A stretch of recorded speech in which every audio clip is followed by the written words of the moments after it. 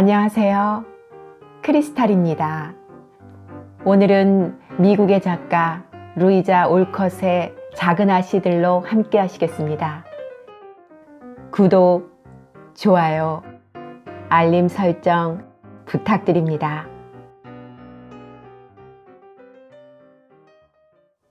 즐거운 목장. 폭풍우가 지나간 뒤에 맑은 날씨처럼 두 사람의 병은 차츰 회복됐고 마치 씨는 신년 초면 돌아올 수 있다고 했다. 한편 베스는 서재의 소파에 누워 고양이와 놀기도 하고 인형들의 옷을 만들기도 할 정도로 회복되었다. 조는 수척해진 베스를 껴안고 근처를 돌아다니며 신선한 공기를 마시게 해주었고, 매그는 귀여운 동생을 위해 손까지 대어가며 영양식을 만들기에 열심이었다. 에이미는 자기 소유의 모든 보물을 언니들에게 억지로 분배하며 귀가를 자축했다. 크리스마스가 다가오자 모두들 멋진 선물과 파티 준비에 관한 얘기로 들뜨기 시작했다. 그리고 신기하게도 화창한 날씨가 계속되었고 마치 씨로부터는 곧 모두와 만나게 된다는 기쁜 소식이 들려왔다. 그렇게 모든 일이 순조롭게 진행되더니 드디어 멋진 크리스마스 아침이 밝아왔다. 베스는 어머니가 선물로 주신 분홍빛 가운을 입고 조와 로리의 선물을 보러 모두의 부축을 받으며 창가로 갔다. 엉뚱한 커플은 최선의 노력을 한 결과 대걸작을 만들어냈다. 부지런한 난쟁이들처럼 두 사람은 밤새껏 일해서 실로 즐거운 선물을 완성했다. 놀랍게도 뜰 한가운데에 백설공주가 서 있었다.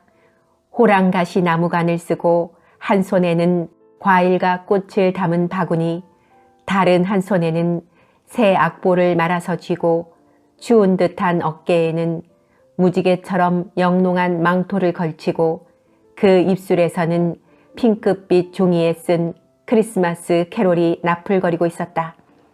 거기에는 융프라우가 베스에게 라는 시가 적혀 있었다. 이것을 보고 베스는 깔깔댔고 로리는 몇 번이나 왕복하여 선물을 가져다 주었고 조는 그것을 증정할 때마다 얄궂은 농담을 하는 등 즐거운 소란을 피워댔다. 나 지금도 너무 기쁜데 만일 여기에 아빠라도 돌아오신다면 가슴이 터져버릴 거야. 베스는 만족스러운 숨을 돌리며 이렇게 말했다. 너무 흥분해서 피곤해지면 안 된다며 조는 베스를 안고 서재로 들어가 융프라우가 보낸 맛있는 포도를 먹이고 있는 참이었다. 모두가 선물을 자랑하며 행복을 즐겼고 마치 부인도 딸들이 서로의 머리카락을 모아 만들어준 브로치를 만지작거리며 감사했다. 이 각박한 세상에도 가끔은 소설에서나 볼 수 있을 것 같은 행복한 일이 실제로 일어나는가 보다. 로리가 조용하던 거실 문을 열고 슬쩍 안을 엿보더니 거꾸러질 듯이 안으로 뛰어들어왔다.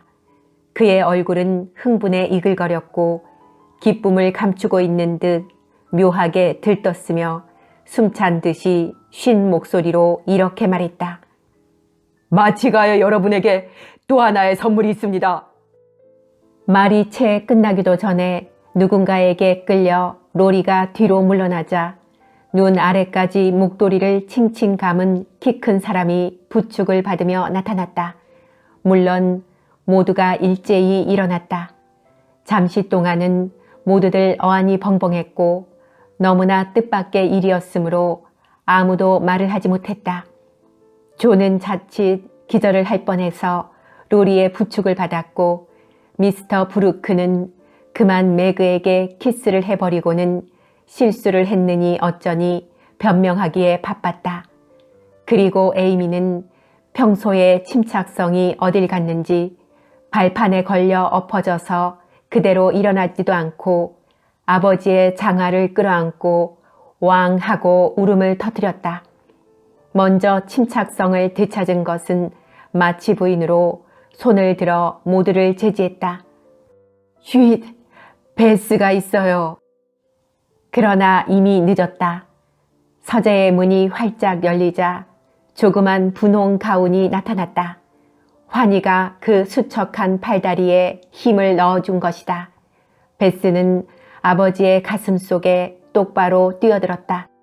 행복으로 가득하던 마음에 더해진 마지막 한 방울로 마침내 기쁨은 넘쳐서 이제까지의 괴로움을 씻어가고 현재의 즐거움만이 남았다. 너무 놀라서 주방에서 그냥 뛰어나온 한나가 살찐 칠면조를 든 채 훌쩍거리는 모습을 보고 모두가 한바탕 웃는 것으로 결정의 순간은 진정되었다. 마치 부인이 미스터 브루크에게 극진한 간호에 대해 감사를 전하자 그는 마치 씨를 편안히 쉬게 하기 위해 로리와 함께 황급히 돌아갔다. 두 병자에게는 휴식하라는 명령이 내려졌고 그들은 안락의자에 앉아 즐겁게 얘기하는 것으로 명령에 따랐다. 그날 마치가의 식탁을 장식한 크리스마스 저녁 식사만큼 훌륭한 것은 없었을 것이다. 로렌스 노인과 로리와 브루크도 동석했다. 식사 후 썰매놀이가 미리 계획되어 있었으나 딸들은 아버지 곁을 떠나려 하지 않았다. 그래서 손님들은 일찍 돌아가고 황혼이 내리자 가족들은 난로가에 둘러앉았다. 꼭 1년 전에 우리들이 쓸쓸한 크리스마스라고 불평했던 일 기억나? 여러 가지 이야기 끝에 잠시 조용해지자 조가 말했다. 지나고 보니 즐거웠던 해라고 할 수 있을 것 같아. 매그는 불꽃을 들여다보며 미소 짓고 미스터 브루크에 대한 태도가 스스로 생각하기에도 훌륭했다고 속으로 자찬했다. 난 꽤나 쓰라린 해였다고 생각해. 반지에 비치는 불을 보며 에이미는 뭔가 생각에 잠기고 있었다. 난 이미 지나갔으니 다행이라고 생각해. 아빠를 되찾았으니까. 아빠의 무릎에 앉아 베스가 속삭였다. 꽤 고생스러웠나 보지, 우리 작은 아가씨들이. 하지만 모두 용기로써 잘 극복했어요.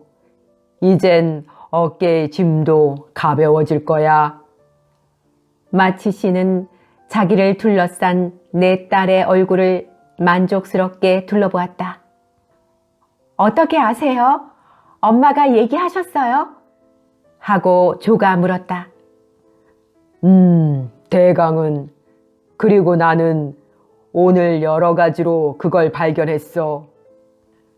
어머, 뭔데요? 가르쳐 주세요. 매그가 소리쳤다. 이것이 그 첫째 증거지.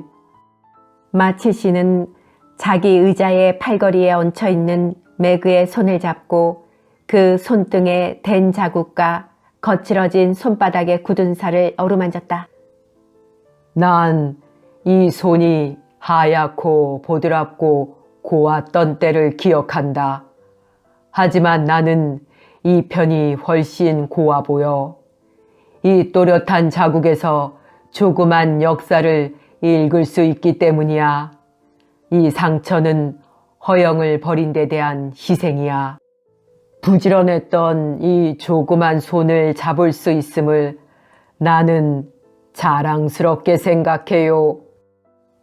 만일 매그가 오랜 고생에 대한 보답을 받았다면 아버지의 따스한 손길과 이 칭찬 한마디로 충분했을 것이다.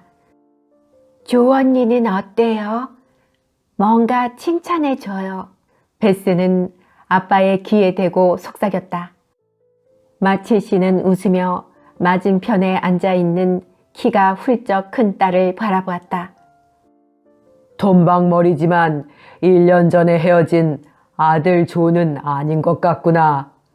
옷차림도 단정하고 신발도 깔끔한 젊은 숙녀로 휘파람도 안 불고 전처럼 길게 드러눕지도 않는 것 같아. 얼굴이 조금 갸름해지고 안색이 좀 어둡지만 간호하느라 고생이 돼서 그럴 테니 걱정할 것 없겠지. 전보다 상냥해 보이고 아주 예뻐졌어요. 정말 기뻐요. 하지만 난 전에 그 선머슴에 갔던 딸도 그리워지는군. 그러나 착실하고 믿음직한 딸을 대신 얻었으니 만족해야지.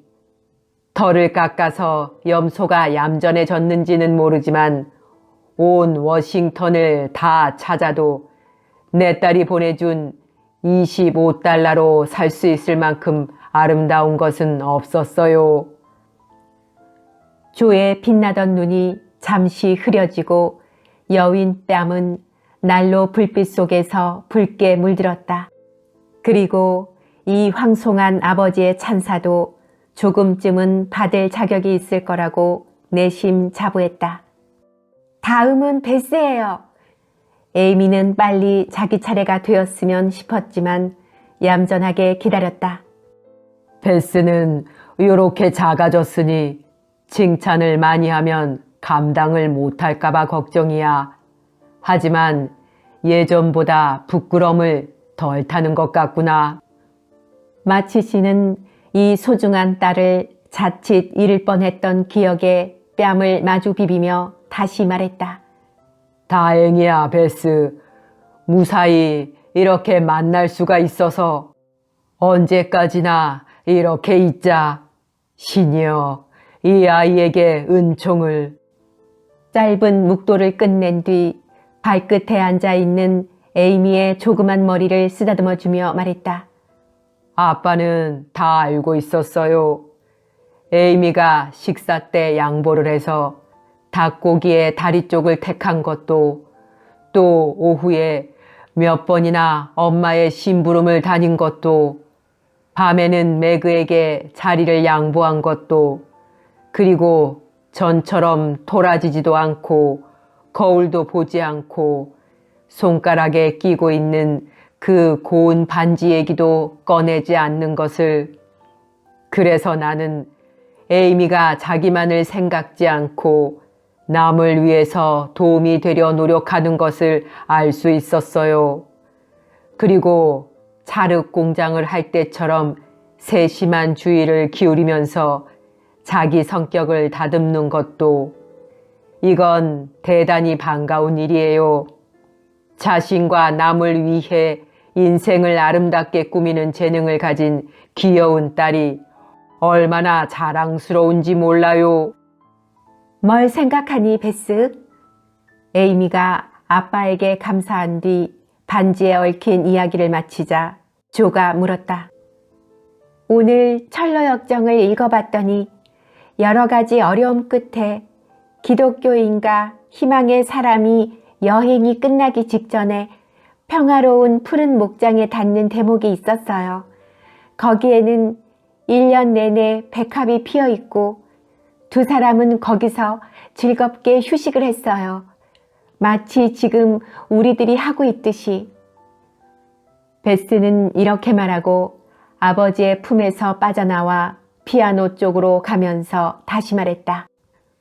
벌써 노래 시간이에요. 길손들이 듣는 목동의 노래를 불러보겠어요. 아빠가 그 시를 좋아하시기에 작곡을 해봤어요. 베스는 작은 피아노의 건반에 손을 얹고 다시는 듣지 못할지도 모른다고 생각했던 저 아름다운 밝은 목소리로 자신이 작곡한 고풍스러운 찬송가를 노래했다. 그것이야말로 베스에게 딱 어울리는 노래였다.